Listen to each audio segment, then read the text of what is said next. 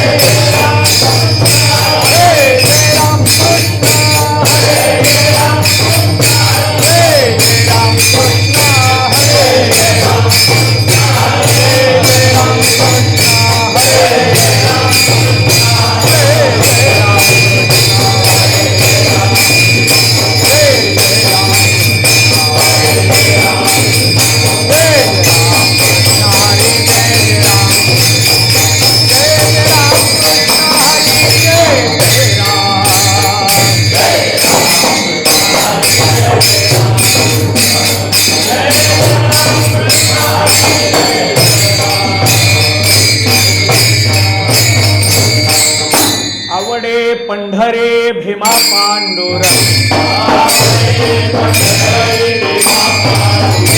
चंद्रभागा लिंग पुंडलिक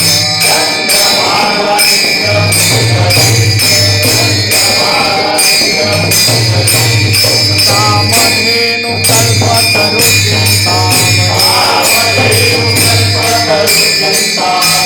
आवडे साधनी पुरावे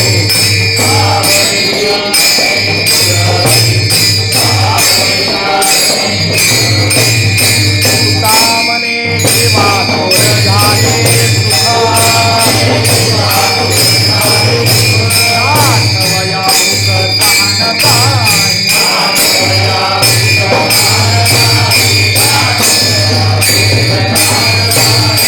कामधेनु कल्पतरु कामधेनु कल्पतरु आवडी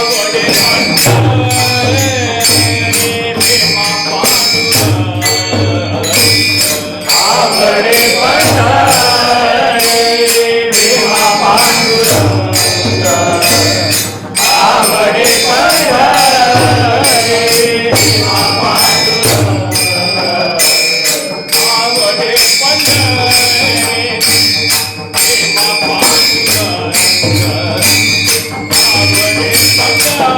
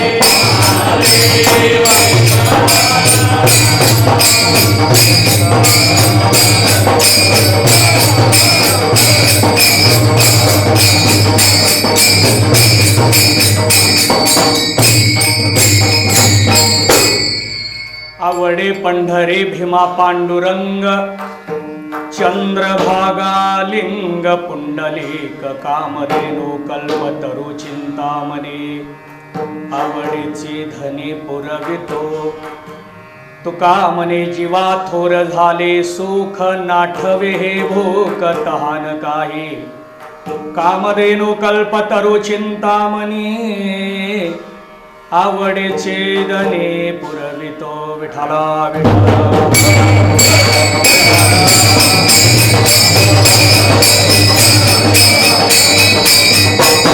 पांडुरंग करो प्रथम नमन पांडुरंग करो प्रथम नमन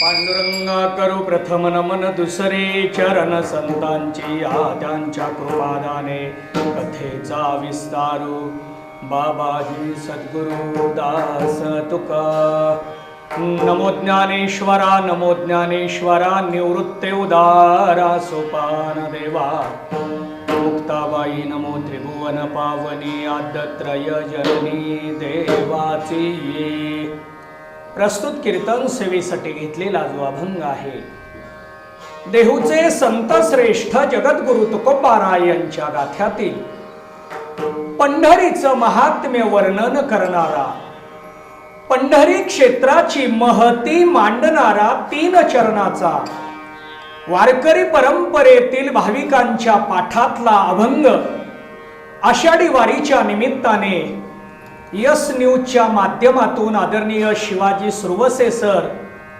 यस न्यूज परिवार यांच्या माध्यमातून आयोजित कार्यक्रमातील आषाढी वारीच्या विशेष कार्यक्रमानिमित्ताने आयोजन केलेल्या कीर्तन रूपी सेवेसाठी हा अभंग निवडलेला अभंगाच्या अनुषंगाने नियोजित वेळेमध्ये जो विचार आपणाला पाहता येईल पाहण्याचा प्रयत्न करू विठला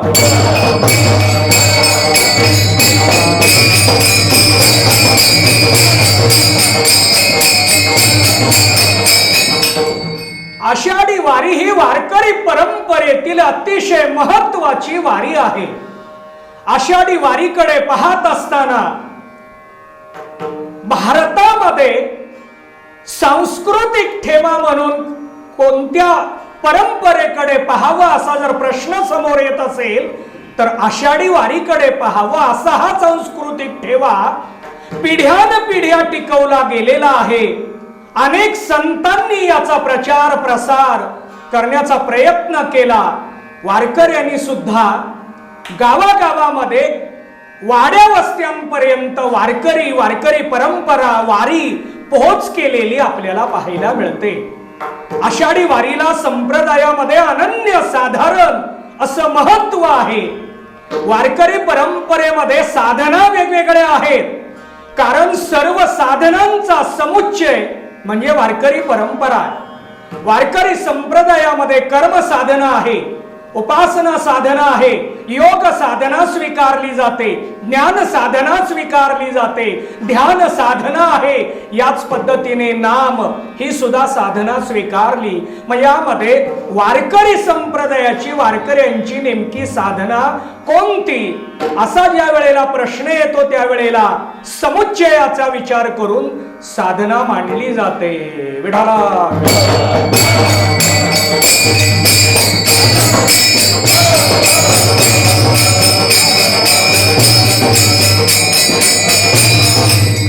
वारकरी परंपरेमध्ये साधनांचा जसा समूह पाहायला मिळतो तसा कार्यक्रमांच्या मध्ये सुद्धा विविधता आहे.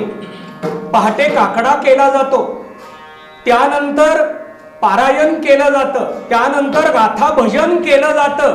असा दिवसभराचा दिनचर्येचा विषय वारकरी परंपरेमध्ये आहे. विविधता कार्यक्रमांमध्ये आहे, साधनेमध्ये आहे, सेवेमध्ये आहे. आणि अशा विविधतेचा जर आपण विचार करायला लागलो तर या विविधतेमध्ये सर्वात विलक्षण म्हणून ज्या साधनेकडे पाहिलं जातं त्यालाच म्हणतात वारी. विठ्ठला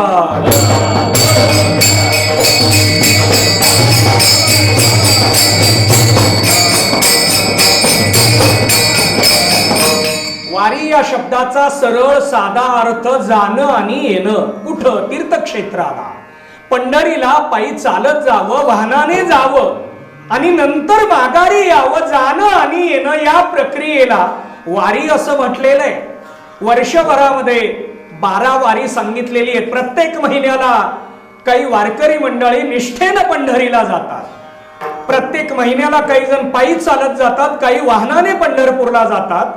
आणि या पद्धतीनं वर्षभरामध्ये 12 वारीचं नियोजन आहे. त्यामध्ये 4 वारी या मोठ्या वारी म्हणून आपल्या समोर मांडल्या गेल्या. या 4 वारीमध्ये प्राधान्यानं 2 वारीला एक वेगळं महत्व प्राप्त करून दिलं गेलं. याच्या पाठीमागे धारणा आहे.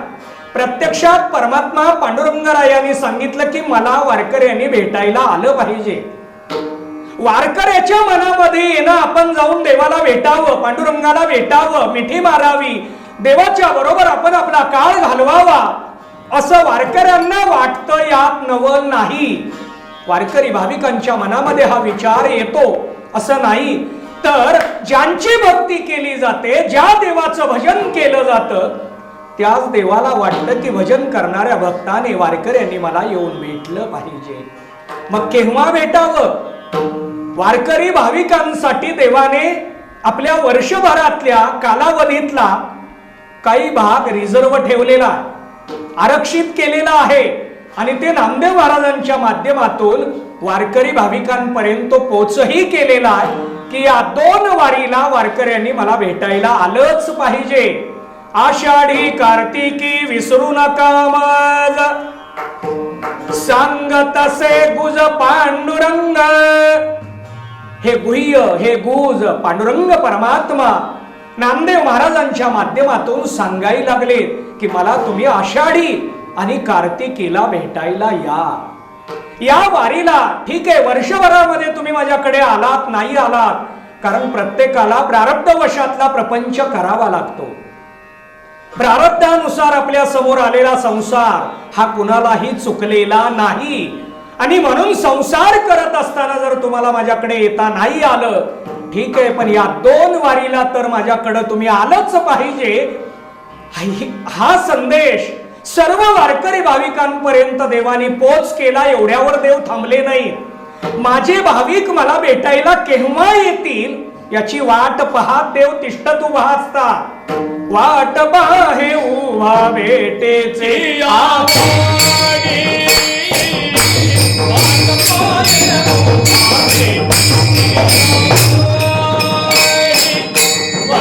पाहे उभा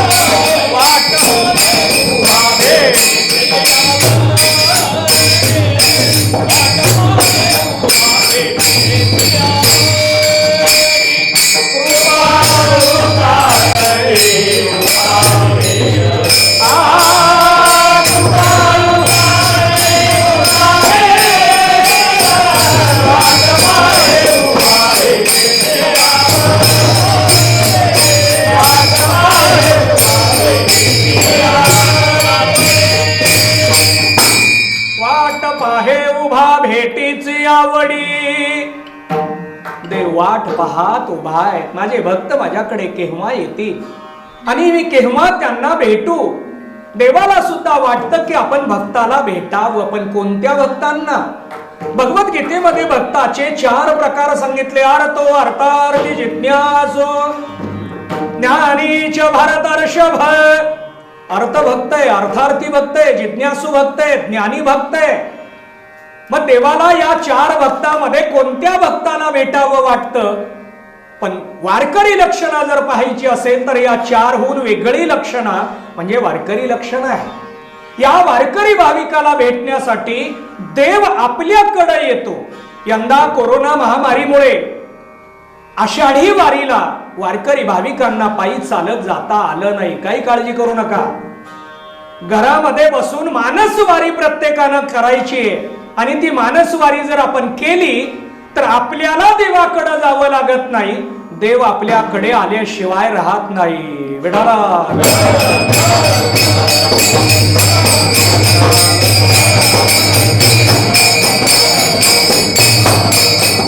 देव आपल्याकडे येण्याच्या 2 पद्धती आहेत.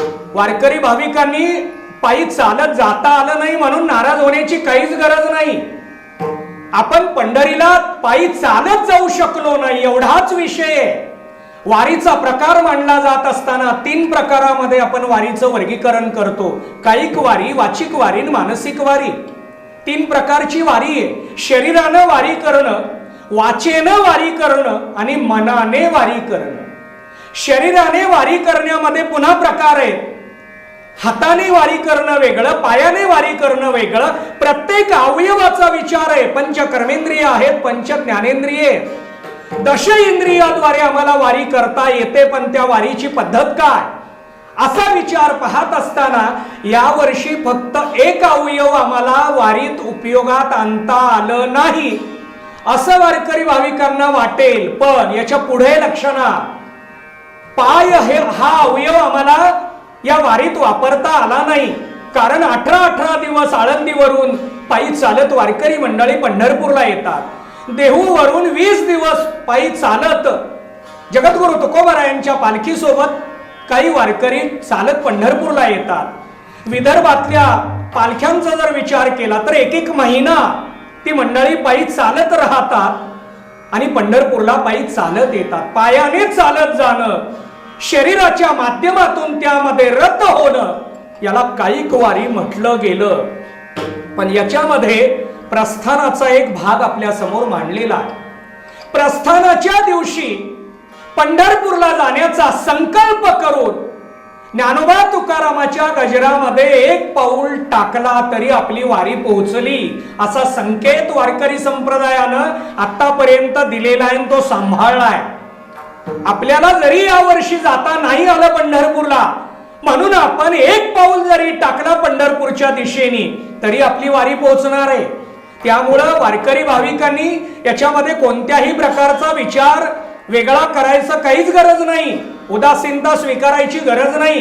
भगवंताचं चिंतन करावं. ज्ञानोबाराय तुकोबारायांच्या भजनामध्ये आपण 1 पाऊल टाकावा आणि तो पाऊल देवाच्या दिशेने टाकला. आपण 1 पाऊल टाकला तर देव 10 पाऊल टाकून आपल्याकडे येतात. यालाच वारी असं म्हटलं गेलेलं आहे. नाहीतर इतर पंथ, इतर संप्रदाय, इतर परंपरा, इतर तीर्थक्षेत्र भारतातली जर विचारात घेतली तर आपल्याला तिकडे जावं लागतं. तिथला देव आपल्याकडे येत नाही.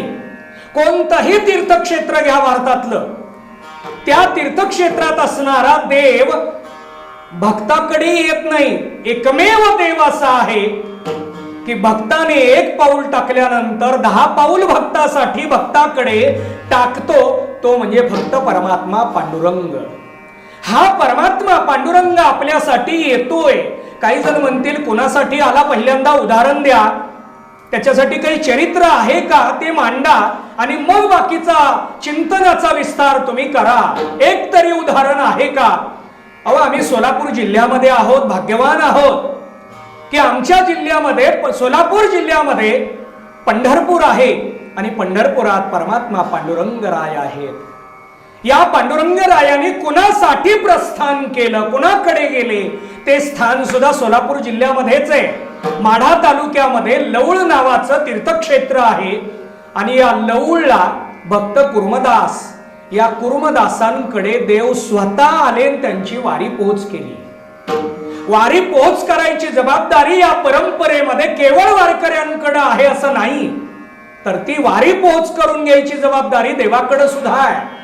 ज्या वेळेला तुकोबारायांना अडचण निर्माण झाली, तुकोबारायांच्या मनामध्ये विचार यायला लागला की ही वारी आमची परंपरेची वारी आहे. तुकोबारायांनी या वारीच्या विषयीची धारणा मांडलेली आहे. पंढरीची वारी आहे माझे घरी,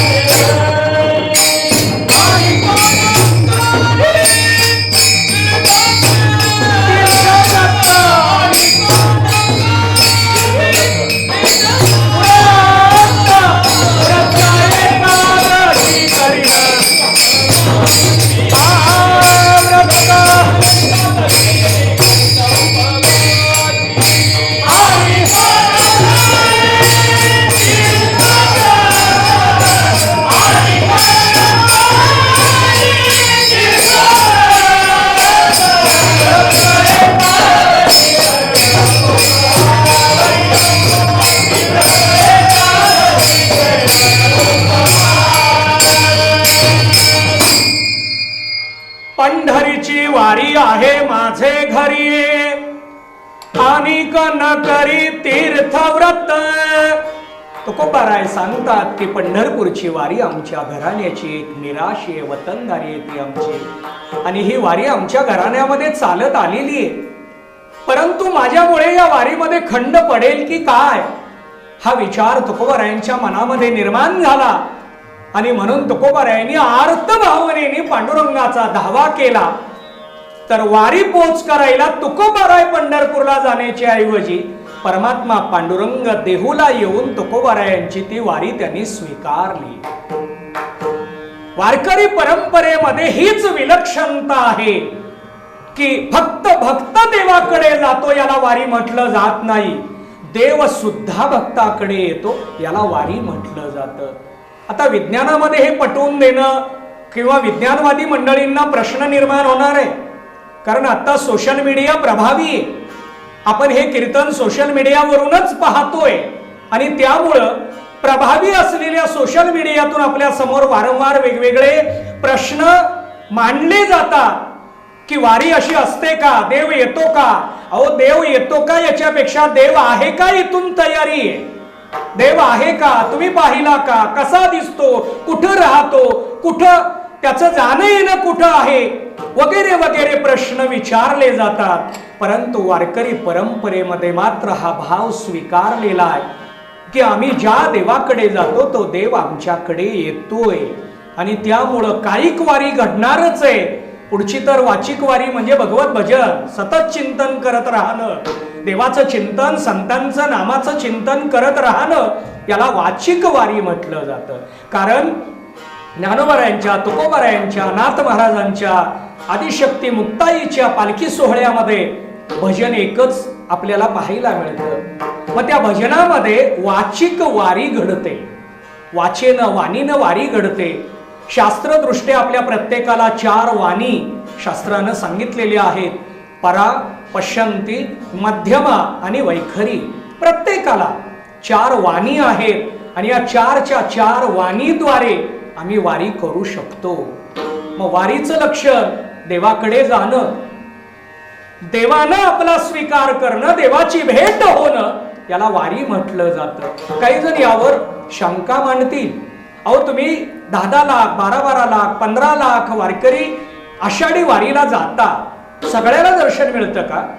मग प्रत्येकाला जर दर्शन मिळत नसेल तर देवाची भेट कुठे आहे? पण पंढरीच्या बाबतीमध्ये असं चिंतन आपल्या समोर मांडलं जातं.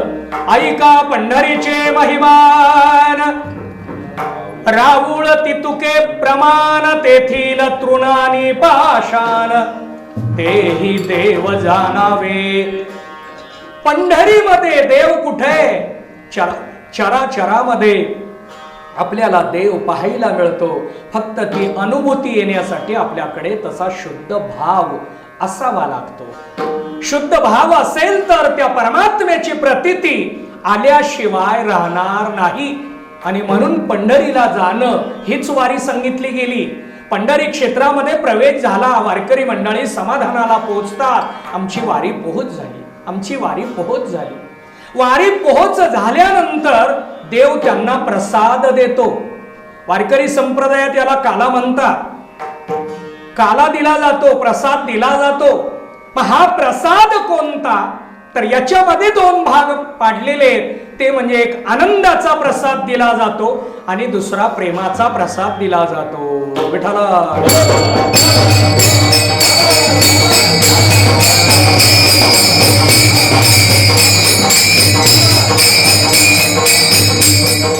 आनंदाचा प्रसाद हा देव कुठून देतो, कसा देतो? अहो तो आनंदाचा कंद आहे. आद्य जगद्गुरु शंकराचार्यांनी पंढरपूरला आल्यानंतर पांडुरंग परमात्म्याचं दर्शन केल्यानंतर 8 श्लोकामध्ये पांडुरंग परमात्म्याची स्तुती गायलेली आहे. त्याला पांडुरंग अष्टक म्हटलं जातं. त्यातलं पहिला श्लोक, महायोग पीठे तटे भीमरथ्याम वरम पुंडरीकाय दातु मुनींद्रैः समागत्य तिष्ठन्तमानंद कंदम परब्रह्मलिंगम भजे पांडुरंगम. आनंद कंदम परब्रह्मलिंगम, आनंदाचा कंद आहे. आणि म्हणून तुकोबरायांनी वर्णन केलेले आनंदाद्वाय नित्य निरामाय, जे का निज ध्येय योगियाचे. हा परमात्मा आनंद स्वरूप आहे, म्हणून आनंदाचा प्रसाद देतो. काही जण म्हणतील आता यावर्षी आम्हाला पंढरपुरात जाता येत नाही, मग आम्हाला हा प्रसाद कुठं मिळणार? घरात बसून मिळणार आहे. कारण हा भजनातून निर्माण होणारा जो आनंद आहे, हा जर शुद्ध आणि सात्विक भूमिकेतला आनंद जर आपण घ्यायला लागलो तर पांडुरंग परमात्मा म्हणजेच आनंद आहे. विठ्ठला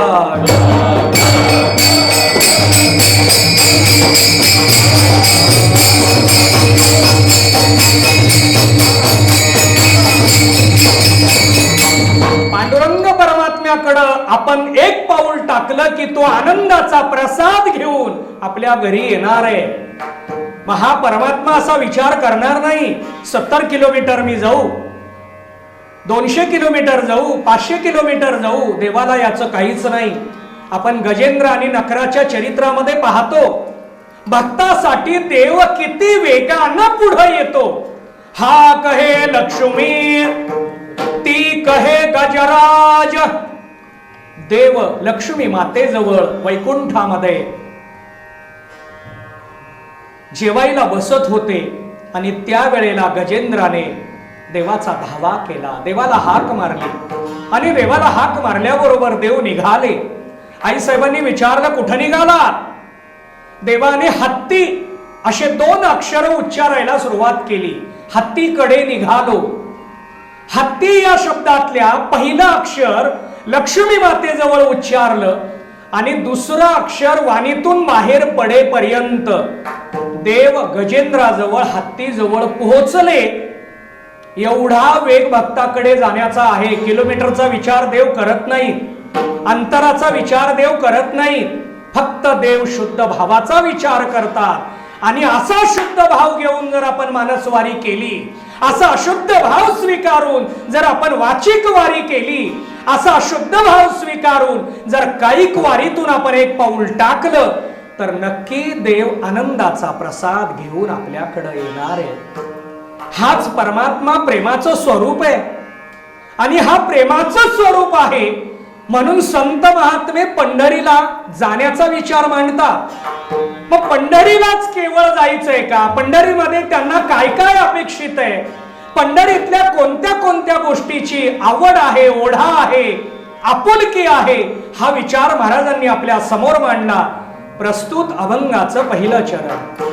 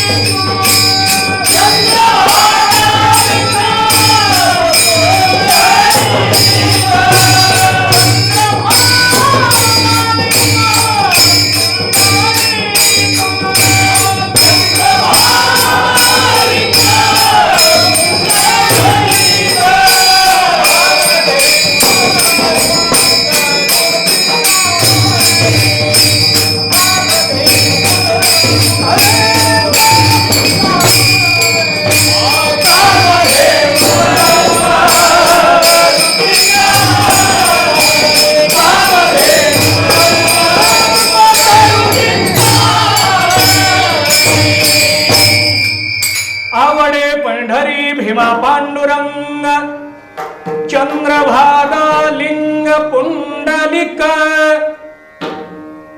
जगद्गुरु तुकोबारायांनी प्रस्तुत अभंगातून लक्षणा मांडली की काय काय आवडतं आम्हाला. पंढरी आवडते, भीमा आवडते, चंद्रभागा आवडते, लिंग आवडतं, पुंडलिक आवडतो आणि पांडुरंग परमात्मा. 6 गोष्टीचा निर्देश तुकोबारायांनी अभंगातून आपल्या समोर मांडला. मग पांडुरंग परमात्म्यासाठी या 5 गोष्टी आवडतात. पण पांडुरंग परमात्मा का आवडतो याच्या 2 लक्षणं आहेत की तो आनंदाचा कंद आहे म्हणून आवडतो आणि प्रेम मूर्ती आहे म्हणून आवडतो. विठ्ठल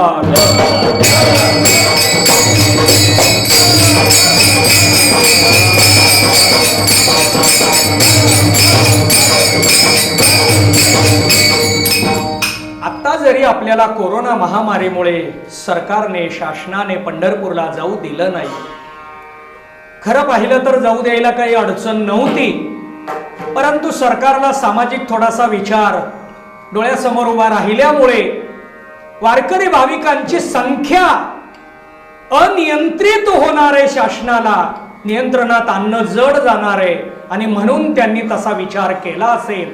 पण वारकरी हा स्वयंशिस्तीने चालणार आहे, स्वयं व्यवस्थापन वारकऱ्यांचं आहे आणि त्यामुळे त्यांच्यावर विश्वास टाकला असता तर खूप बरं झालं असतं. पण चला ठीक आहे, आपल्याला यामधून सुद्धा पांडुरंग परमात्म्याने नवीन एखादी वारीची एक वेगळी दिशा देण्यासाठीच पांडुरंग परमात्म्याने शासनाच्या मनामध्ये निर्बंधाच्या विषयीचा विचार मांडला असेल असं आपण सकारात्मक याला आजच्या एकादशीच्या दिवशी पाहायचंय. कारण आपल्याला वारी करायची, पण कशी करायची, वारीची एक वेगळी दिशा आपल्याला द्यावी हा एक हेतू पांडुरंगाच्या मनामध्ये असेल आणि त्यामुळे निर्बंधाच्या माध्यमातून आपल्याला घरामध्ये बसवलं. मग घरामध्ये बसवलं म्हणून वारकरी गप्प बसणार आहेत का? मुळीच नाही. वारकरी जिथं बसतील तिथं ती चालू करतात. काही वारकऱ्यांना पोलीस प्रशासनाच्या, पोलिसांच्या माध्यमातून त्यांना पकडण्यात आलं, चौकीमध्ये नेलं, पोलीस स्टेशनमध्ये नेलं. तिथं काय? तिथं गप्पा गोष्टी नाही, तिथं पण भजनच. कारण वारकऱ्यांचा हा स्वभाव आहे जिथं जाईल तिथं फक्त आमचा परमात्मा पांडुरंग. बाकी जगामध्ये आम्ही कुठं गेलोय, चौकीमध्ये गेलो, पोलीस स्टेशन मध्ये नेलं म्हणून उदासीनता नाही, आणि बागेमध्ये बसवलं म्हणून अति उल्हास आहे असं पण नाही. वारकरी हा फक्त त्याच्या आनंदामध्ये, प्रेमामध्ये, भगवत चिंतनामध्ये पांडुरंगाचा विचार करतच तो आपला काळ घालवत असतो. प्रत्येकानं यंदा वारी करायची आहे, घरामध्ये राहून वारी करायची आहे, घरामध्ये बसून वारी करायची आहे. पण वारी करत असताना आपलं ध्येय काय असावं हा विचार खूप महत्वाचा आहे. जग काय म्हणतं याच्याकडे लक्ष देऊ नये, कारण जगामध्ये सगळ्या बाजूने विचार आपल्या समोर येत असतात. खऱ्या अर्थानं ही आपली कसोटी आहे, आपली परीक्षाच देव पाहत आहे असं म्हटलं तरी वावगं ठरणार नाही. म्हणून वारकरी भाविकांनी काय करावं, तर वारकरी भाविकांनी आपल्या घरामध्ये बसून आपण जिथं आहोत तिथून आपण आपला वारीचा नित्यनेम पूर्ण करावा. वारीच्या विषयीचा भाव अंतःकरणामध्ये धारण केल्यानंतर आपण वारीला त्या पद्धतीनं सामोरं जाऊ शकतो. यामध्ये काही मंडळींच्या मनात प्रश्न येणार आहे. तुम्ही सांगायला लागलात पांडुरंग परमात्मा भेटायला येतोय. वारकरी प्रत्यक्षात पंढरपूरला येणाऱ्या वारकऱ्यांची संख्या 15-15 लाख. पण जे वारकरी आहेत पण प्रापंचिक अडचणीमुळे येऊ शकले नाहीत असा जर विचार केला तर 50 लाखापेक्षा जास्त संख्या वारकरी भाविकांची आपल्याला पाहायला मिळते. भाविक मंडळी, वारकरी मंडळी 50 लाखापेक्षा जास्त आहेत. मग एवढ्यांना पांडुरंग परमात्मा एका दिवसात कसा भेटेल असं काही मंडळी शंका मांडतील. याच्यासाठी सुद्धा चरित्र मांडता येणार आहे. ज्या वेळेला कृष्ण परमात्म्याने विवाह केला, देवाला किती बायका, कृष्ण परमात्म्याला किती बायका म्हटलं की जे देव मानत नाहीत ते सुद्धा आकडा सांगतात. 16,108 बायका देवानी केल्या. या प्रसंगामध्ये नारद महर्षीने देवाला विचारलं की देवा 16,108 बायका तुमच्याकडे आहेत, या सगळ्यांना तुम्ही वेळ देता, तुम्हाला एवढ्या सगळ्या बायकांना वेळ देणं, हा तुमचा सगळा प्रपंच करणं हे तुम्हाला शक्य आहे का? देवानी सांगितलं का शक्य नाही. तुम्हाला जर परीक्षा घ्यायची असेल किंवा पाहायचं असेल, निरीक्षण करायचं असेल तर तुम्ही प्रत्यक्षात त्याचं निरीक्षण करा. खरंच नारद महर्षी देव कुठं कुठं आहेत पाहायला निघाले. 16,108 बायकांच्याकडे नारद महर्षी फिरून आले आणि त्यांना जिथं जाईल तिथं कृष्ण परमात्मा हजर होते असाच अनुभव आला. म्हणजेच देवानी 16,108 अवतार धारण केले आणि 16,108 बायकांच्या जवळ कृष्ण परमात्मा हजर आहेत हा अनुभव नारद महर्षींना दिला. तोच अनुभव परमात्मा पांडुरंग वारकऱ्यांच्या बाबतीमध्ये देतील. पण त्या पद्धतीचा जर शुद्ध भाव आमचा असेल तरच देव सुद्धा त्या पद्धतीने अवतार धारण करून आमच्याकडे येतील. देवाचे अवतार किती आहेत अहो, देवाची रूप, देवाचे अवतार, देवाचे वेश अनेक आहेत. अनंत रूपे अनंत वेशे देखिले महाराज सांगायला लागले. हा अनंत रूप धारण करणार आहे. लाख कोटी वगैरे संख्या सांगितली नाही, अनंत असंख्य रूप धारण करून तो भक्ताला भेटायला येतो. आणि भक्ताला भेटायला येणं हीच वारी. वारकरी आणि देवाकडे जाणं, देवानं त्यांच्याकडे येऊन भेट देणं, दोघांच्या भेटीचा सोहळा याला वारी असं संबोधलं गेलं. मग हा वारीचा सोहळा या माध्यमातून हा प्रत्येकांपर्यंत पोहोच करावा म्हणून ज्ञानोबरायांनी 12व्या शतकामध्ये प्रतिज्ञा केली. माझे जीवीची आवडी पंढरपुरा नेईन गुडी. ज्ञानोबरायांनी प्रतिज्ञा केली की ही माझी गुढी आहे, हा जो देह आहे, ही गुढी घेऊन मी कुठं जाईल? पंढरपूरला जाईल. कारण पंढरपूर माझं आश्रय आहे, आयन आहे, नराचं आयन, नारायण. नर म्हणजे जीव, आयन म्हणजे आश्रय. वारकऱ्यांचा आश्रय म्हणजे कोण? पंढरपूर आहे. आणि अशा पंढरीमध्ये आपण जाणं याला वारी असं संबोधलं जातं. आता यावर काही मंडळी शंका घेतात अहो, पंढरपूरला ज्या वेळेला पायी वारी चालत जाण्याचा प्रघात सुरू झाला त्यावेळेला वाहनांची उपलब्धी नव्हती, वाहनं नव्हती आणि म्हणून त्यावेळेची वारकरी भाविक मंडळी, संत मंडळी पायी चालत आली असतील. आता वाहनांची संख्या भरपूर आहे, वाहनं वाढलेली आहेत. वाहनांमधून आपण पंढरपूरला गेलं तर चालत नाही का? तुम्ही पायी चालत जाण्याचाच हट्ट का धरता? असा प्रश्न अनेकांच्या मनातून आपल्या समोर मांडताना पाहायला मिळतोय. विज्ञानामध्ये सुद्धा याचा विचार, याविषयीची शंका मांडलेली पाहायला मिळतीये. म्हणजे पायी चालत जाण्याचा अट्टहास का? याच्या पाठीमागे वेगवेगळी धारणा आहे. त्यामध्ये एक, आपल्या शरीराकडून, आपल्या वाचेकडून आणि आपल्या मनाकडून तप घडावं याच्यासाठी पायी वारी करण्याचा प्रघात आहे. विठ्ठला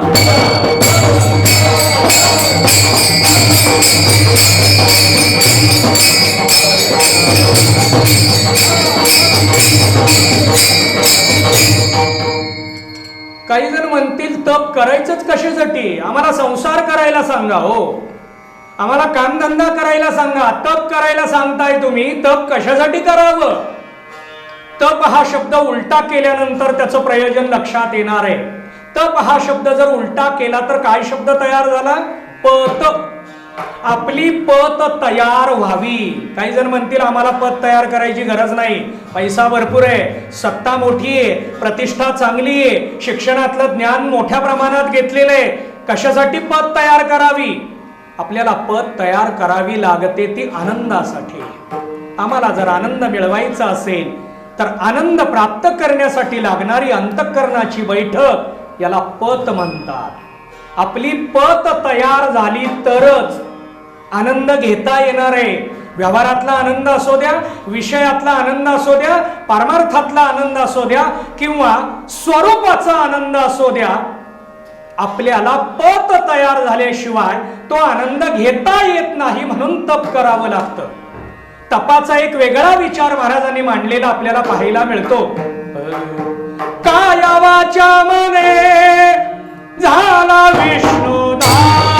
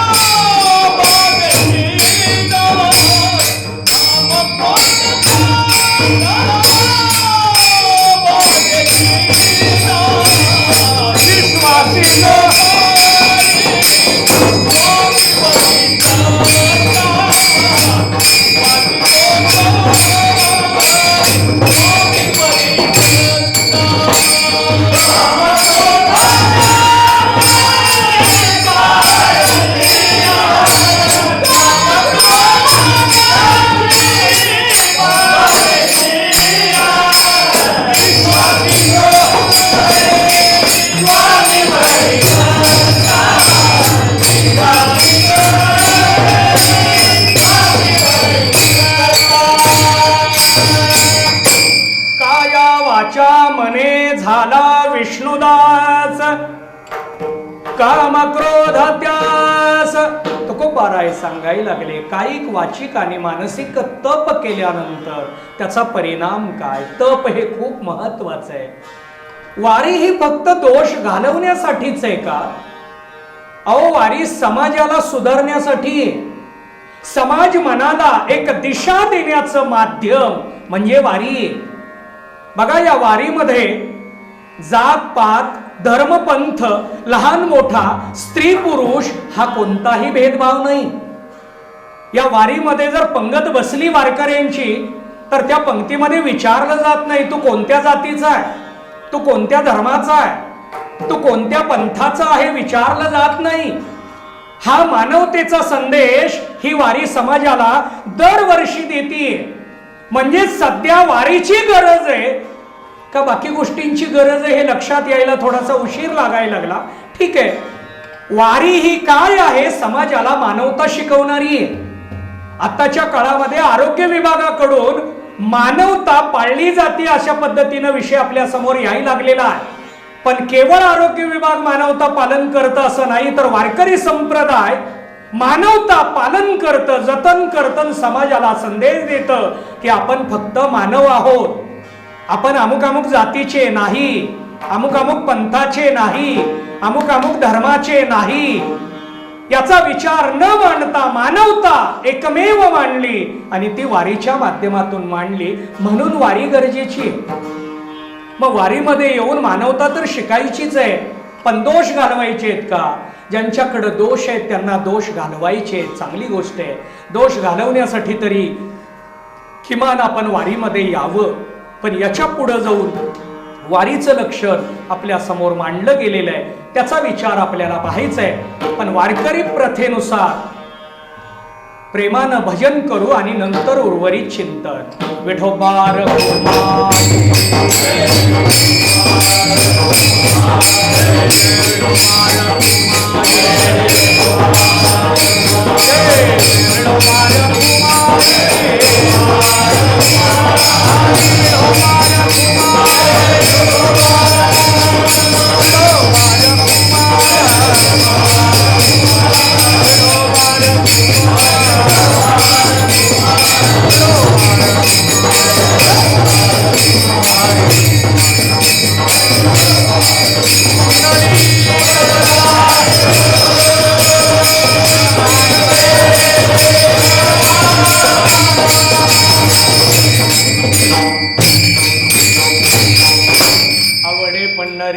पांडुरंग चंद्रभागा लिंग पुंडलिक कामधेनु कल्पतरु चिंतामणे आवडीची धनी पुरवितो.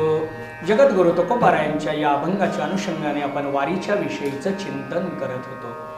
मी आज अभंगातल्या प्रत्येक पदाला स्पर्श करण्यापेक्षा वारी या पदाला जास्त महत्त्व देऊन आज इथं चिंतन मांडायला लागलो. कारण आषाढी एकादशीच्या निमित्ताने कीर्तन सेवा असल्यामुळे वारी या पदाचा विचार वारकरी या पदामध्ये आहे. जो वारी करतो तो वारकरी.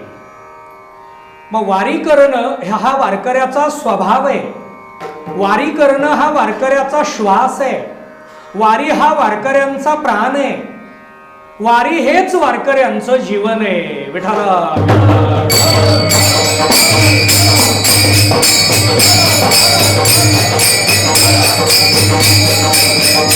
म्हणून या अनुषंगाची लक्षणं महाराजांनी मांडलेली आहे. काया वाचा मने जीवे सर्वस्वे उदार बाप रखुमा देवीवर विठ्ठलाचा वारी कर. हा वारी करणारा वारकरी कसा आहे, कशाने वारी करतो, कशी वारी करतो, का वारी करतो, वेगवेगळे प्रश्न आपल्या समोर मांडले जातात. पंढरी क्षेत्र दिसायला खूप लहान आहे, क्षेत्रफळाच्या दृष्टीनं सुद्धा लहान आहे, पण दरवर्षी 12-12 लाख भाविकांना सामावून घेणार आहे. ही शक्ती, हे सामर्थ्य पंढरीमध्ये कुठून आलं? ही ऊर्जा फक्त पांडुरंग परमात्म्याची आहे आणि ती ऊर्जा संपूर्ण विश्वामध्ये ती व्यतीत करण्यासाठी वारकरी मंडळी वारीच्या माध्यमातून पंढरपूरला पायी चालत येतात. आणि पंढरपूरला पायी चालत आल्यानंतर ती ऊर्जा घेऊन ही सगळी मंडळी पुढं चालत निघतात. ज्ञानोबारायांनी हा प्रघात सुरू केला असं सांगितलं जातं. ज्ञानदेवे रचिला पाया. ज्ञानोबारायांनी याचा पाया रचला, ही वारी चालू केली. याचा अर्थ ज्ञानोबारायांच्या अगोदर वारी नव्हती असं मुळीच नाही. साधू संती मायबाप तिही केले कृपादान पंढरीये यात्रे नेले घडले चंद्रभागे स्नान. ज्ञानोबारायांनी सांगितलं की मला माझ्या मायबापांनी पंढरपूरला आणलं. त्यावेळेला सुद्धा वारी होती, त्याच्या अगोदर ही वारी आहे. आणि अशी अनादी कालापासून चालत आलेली वारी वारकरी मंडळी निष्ठेनं, श्रद्धेनं, भावयुक्त अंतःकरणानं दरवर्षी ही वारी करतात. अहो, वारकऱ्यांच्या मनामध्ये प्रापंचिक विचार कधीच नसतो. प्रारब्धवशात प्रपंच करतील, प्रारब्धामुळे प्रपंचात, कामधंद्यामध्ये, व्यवहारामध्ये वावरताना ते दिसतील, पण त्यांच्या मनामध्ये धारणा एकच असते, जावे पंढरीसी आवडे मनासी कै एकादशी आषाढी ये. ही आषाढी एकादशी कधी येते आणि कधी मी पंढरीला जाऊ? ही आषाढी एकादशी केव्हा येते आणि केव्हा मी पंढरपूरला जाऊ?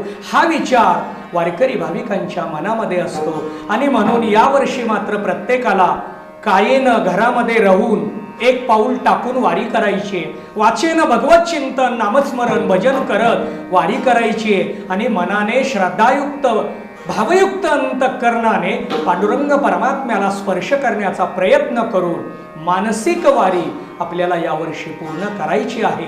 आणि अशा पद्धतीनं ही वारी सर्वांनी पूर्ण करावी, हाच एक संदेश या यस न्यूज वाहिनीच्या माध्यमातून मी आपल्या सर्वांना देतो आणि इथंच माझ्या वाणीला पूर्णविराम देतो. ज्ञानेश्वर